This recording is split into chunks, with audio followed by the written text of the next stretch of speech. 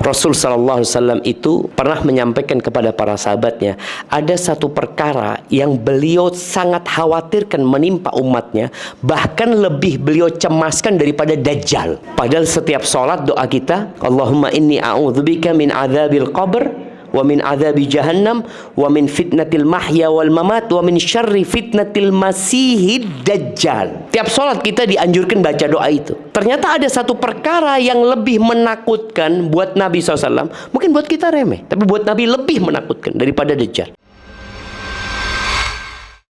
Bismillahirrahmanirrahim.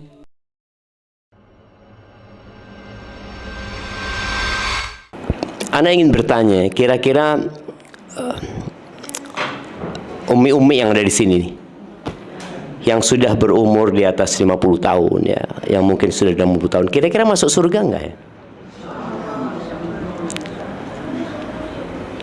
Yakin masuk surga?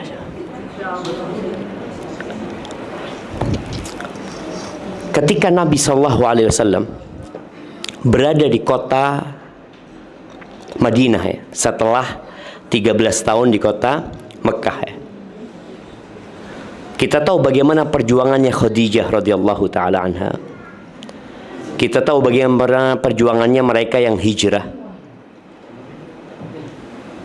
yang akhirnya mereka kehilangan semua hartanya. Rumah ditinggal ya, pekerjaan ditinggal. Sebagian sahabat itu tidur di masjid, gak punya rumah. Kira-kira 80 sahabat tidur di masjid. Sebagian dititipkan ke sahabat-sahabat. Mereka ada perang Badar, mereka ada perang Uhud ya.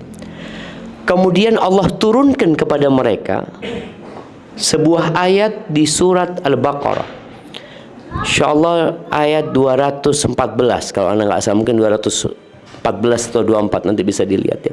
Allah mengatakan, am hasibtum an tadkhulul jannah. Kata Allah, kalian ngira kalian bisa masuk surga? Bayangin ya. Ini ayat turun teguran kepada sahabat.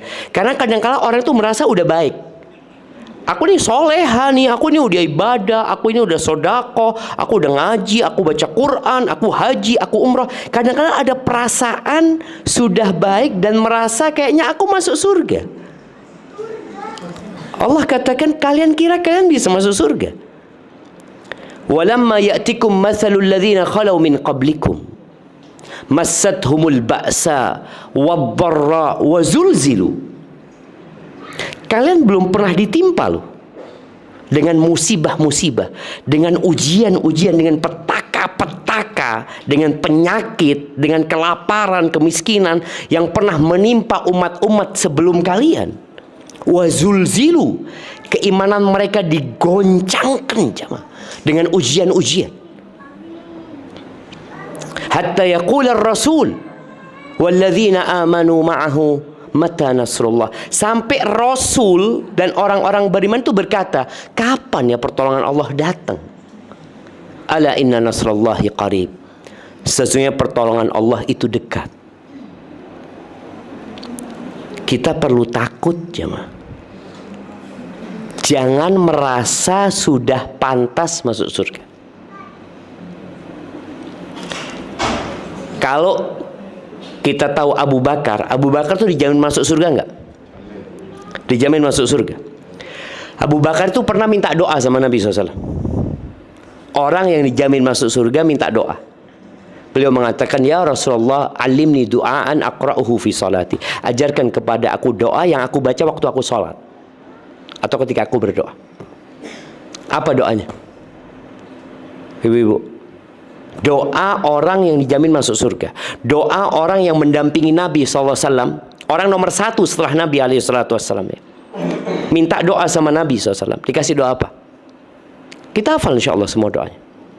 Doanya itu, Allahumma inni zalamtu nafsi zulman katsira. Abu Bakar diajarin doa. Katakan Abu Bakar ketika engkau sholat, Allahumma ya Allah, sesungguhnya aku banyak berbuat dosa ya Allah. Aku banyak menzalimin diriku sendiri dengan kezaliman yang banyak. zulman katsira wa la yaghfiru dzunuba illa anta. Nggak ada yang bisa ngampuni dosa kecuali Engkau ya Allah. Faghfirli, bayangin ya, Abu Bakar minta ampun. Faghfirli maghfiratan min indika warhamni. Ya Allah, ampuni aku ya Allah dengan pengampunan dari dirimu, dan kasihi aku ya Allah. Innaka antal ghafurur rahim. Engkau maha pengampun dan maha pengasih. Artinya setingkat Abu Bakar takut dengan dosa-dosanya. Dan itu doa diajarin sama Nabi SAW. Maka seharusnya kita tuh semakin berumur semakin takut. Jadi orang itu semakin soleh bukan semakin tenang. Kita kan kadang-kadang kalau semakin soleh, kayaknya siap anak mati sudah, cukup amalanku. Nggak ada jemaah. Maka ahibati fillah, hari ini anak ingin kita mengevaluasi amalan yang sudah kita amalkan dan sisa umur yang tersisa untuk amalan nanti. Rasul sallallahu alaihi wasallam itu pernah menyampaikan kepada para sahabatnya, ada satu perkara yang beliau sangat khawatirkan menimpa umatnya, bahkan lebih beliau cemaskan daripada Dajjal. Beliau mengatakan, ala ukhbirukum bima huwa akhwafu alaikum indi minal masih dajjal. Kalian mau nggak aku kasih tahu tentang satu perkara yang lebih aku takutkan? Jadi di sisiku itu lebih menakutkan menimpa kalian daripada dajjal. Padahal setiap sholat doa kita, Allahumma inni a'udzubika min adzabil qabr wa min adzabi jahannam wa min fitnatil mahya wal mamat wa min syarri fitnatil masihid dajjal. Tiap sholat kita dianjurkan baca doa itu. Ternyata ada satu perkara yang lebih menakutkan buat Nabi SAW. Mungkin buat kita remeh, tapi buat Nabi lebih menakutkan daripada dajjal. Apa kata Nabi SAW ketika sahabat mengatakan, bala ya Rasulullah sallallahu alaihi wasallam, qala syirkul khafi. Yang lebih menakutkan daripada dajjal itu syirik yang tersembunyi. Tidak kerasa kalau kita melakukan kesyirikan.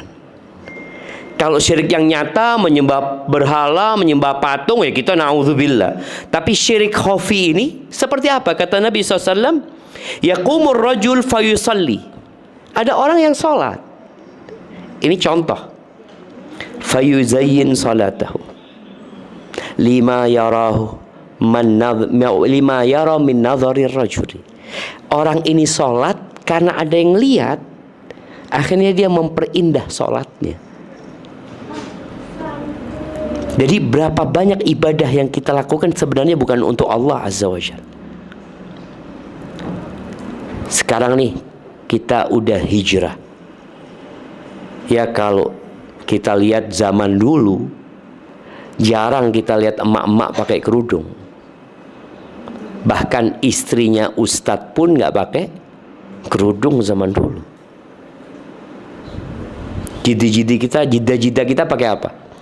Pakai kebaya yang transparan ya, yang kemudian tali BH-nya kelihatan. Iya, artinya itu biasa gitu loh. Itu biasa. Padahal ini orang-orang ya muslimat gitu.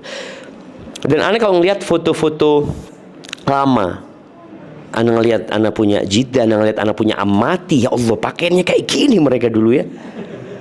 Sekarang udah nggak ada, alhamdulillah. Anak bersyukur sama Allah Azza wa Jalla. Tapi ada hal yang lebih menakutkan dari itu sebenarnya.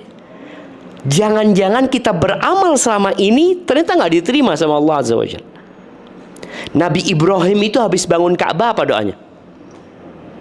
Nabi Ibrahim bangun Ka'bah.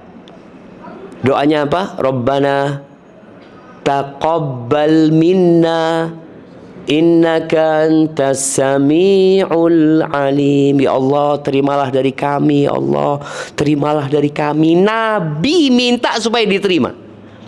Nggak ada perasaan, oh insya Allah diterima sama Allah. Aku kan Nabi, aku hamba pilihan Allah. Nggak ada sama sekali. Yang ada malah rasa takut tidak diterima. Maka ini harus kita tumbuhkan di diri kita. Yang sudah punya amal soleh, jangan pernah meremehkan orang lain. Karena kadang-kala kita ngelihat ada orang mungkin ya berbuat dosa. Kita ngelihat orang ini, ya Allah, kok nggak benar-benar nih orangnya. Udah umur, udah tua, tetap aja berbuat dosa kayak gitu. Jangan loh. Seharusnya tatkala kita melihat orang lain belum dapat hidayah, apa yang kita lakukan? Doakan dia. Doakan dia. Kadzalika kuntum min qabl famanallahu alaikum.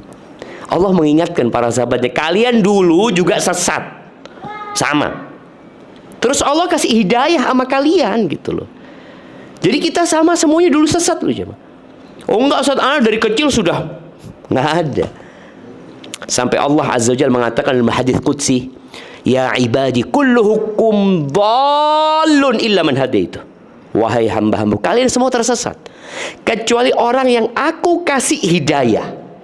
Fastahduni, mintalah hidayah kepada aku. Aku kasih hidayah kepada kalian. Maka kita nggak boleh berhenti doa ihdinas siratal mustaqim. Tadi pagi kita baca sholat subuh. Kalau kita sholat duha kita baca lagi. Sholat duhur kita baca lagi. Asar barusan kita baca lagi. Ihdinas siratal mustaqim, ihdinas siratal mustaqim. Nanti sholat maghrib 3 kali kita baca ihdinas siratal mustaqim. Isya 4 kali kita baca ihdinas siratal mustaqim. Gak berhenti jamaah. Karena kita berada di daerah yang sangat menakutkan. Iman kita ini bisa diambil jamaah. Walaupun kita sekarang sudah istiqomah.